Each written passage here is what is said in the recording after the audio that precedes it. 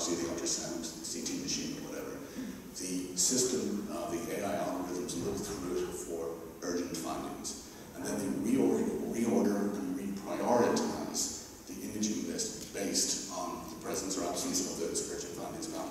When you say that they look through for the findings, yeah. are they actually looking at the scans? The algorithms are working in the visual space. Yes, they are. I'm not an AI expert, but a lot of AI algorithms will work like this. So, these are post-processed images in the visual space, but the actual original images are acquired in a different kind of space, and these are transformed. And a lot of algorithms will work in that original space, but these work in the visual space. So, again, this is ADOT. We work with these on research, but we also work with them clinically. And this is an example of what they can detect: brain hemorrhage, tiny amounts of free air to suggest organ rupture, fractures of the neck, fractures of the spine, and right here a dissected aorta. So these are truly emergent conditions, and we get to them quicker, and presumably there's not a huge amount of data around this. Presumably you're going to measure patient outcomes. So this is in new paradigm in imaging. It's becoming more and more widespread. Actually, this company just announced FDA 510 clearance for a basic stroke detection package just this last week. So,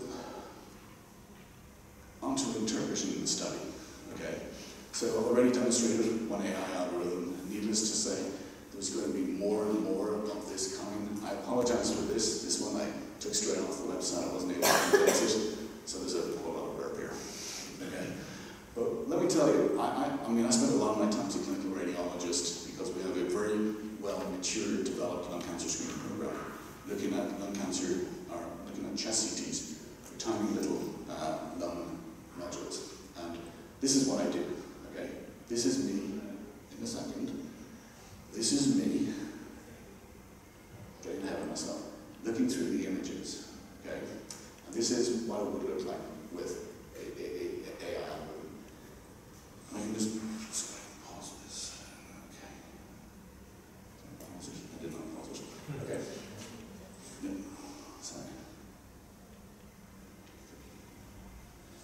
Okay. The interesting thing here is what it does is enables you to get through these images quicker, with greater confidence. It's like a second set of eyes. Okay?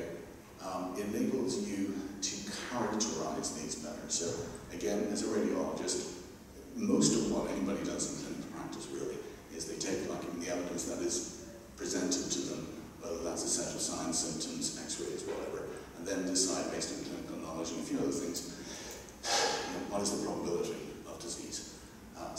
And as a chest radiologist, this is what we do. We look at these, and we look for radiology features to decide what is the most likely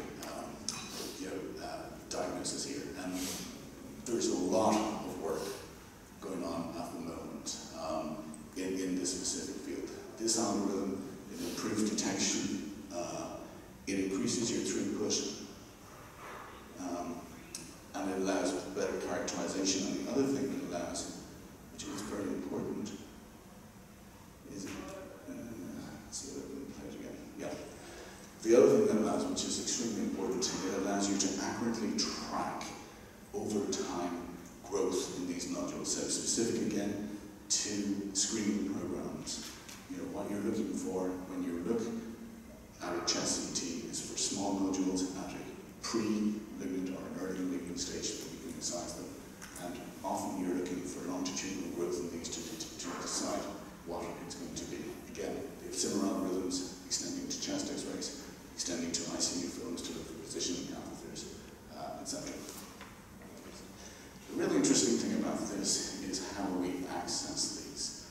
Okay, so you have now dozens of companies, startups, in every major city spinning off of every major university developing AI algorithms. Okay, and at the same time, we have about 6,500 large, or radiology practices in the United States. Nuance, you may be familiar with the Dragon speech and stuff like that. They have an absolute stranglehold on the radiology market, about 90–95% market penetration.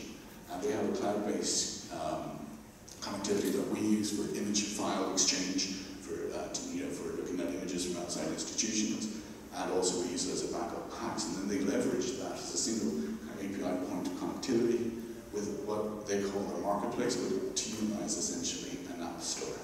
So as a radiology department, what we have is we look through these apps and we download them, we try them, we decide whether or not it suits our individual needs, and then if they are, we can work in contract through this, again, the single point to incorporate them into our daily workflow. So more and more of this is coming, and of course, this ease with which the companies who are developing these and the radiology practices are being matched to this common point means that I think that you're going to